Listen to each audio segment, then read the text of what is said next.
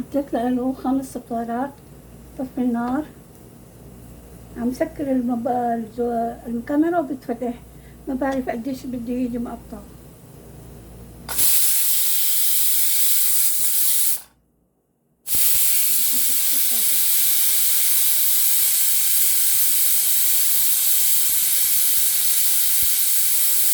على ايدي.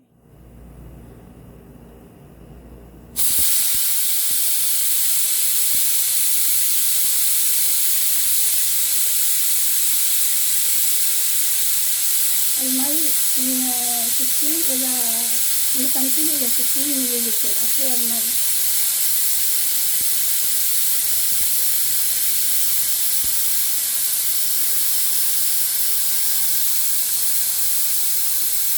طيب مش 50 من 500 إلى 600 مليلتر. ما بعرف شو عم بفكر شو عم بحكي.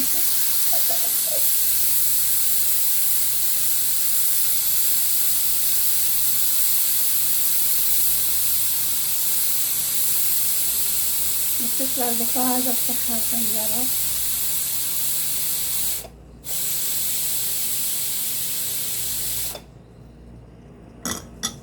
زيت اللون.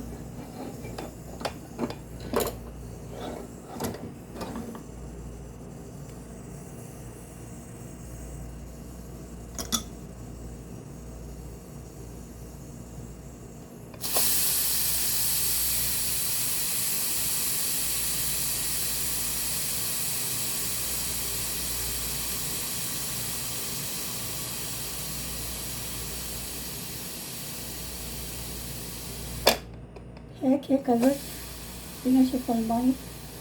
إذا فرضا لو كان في مي بدي اتركه بعد نص ساعة هو بس لوحده يشفط المي. بيطلع مثل ما أنا بدي. وعند الاستعمال فينا نستعمل غي سمن البقري أو العلبة الخضراء من 3 إلى 4 معالق أكل تيبل سبون. بسم الله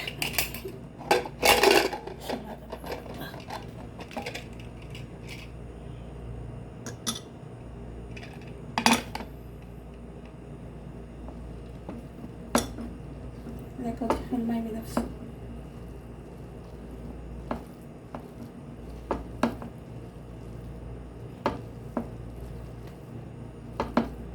بس يترش من فوق وقت الأكل بصل مقطع محمر مكرمل.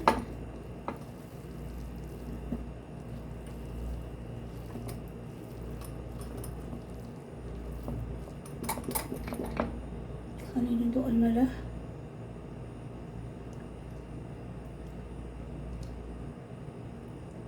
انتو حطوا على قد ذوقكم ملح وفلفلة. اللي عندي منيح بس اللي في البيت انا ما بعرف بدهم ياكلوا كتير قليلين. انا بحب الفلفلة كتير والحادق بالزيت. حبايبي اذا عجبكم الوصفة ما تنسوا تعملوا لايكات ها مش لايكات وتعليقات. وإذا جد يا ريتكم تشتركوا في قناتي. دعوا الجلسة لحدكم كرمال يوصلكم كل جديد مني لكم. كل جديد يشترك تكون ممنونة له.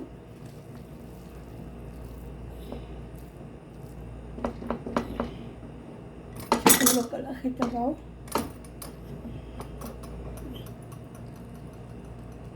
بسم الله تبارك الله.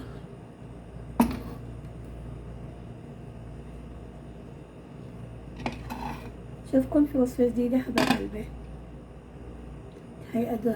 هيدا اختراعي أنا ها. الله معكم.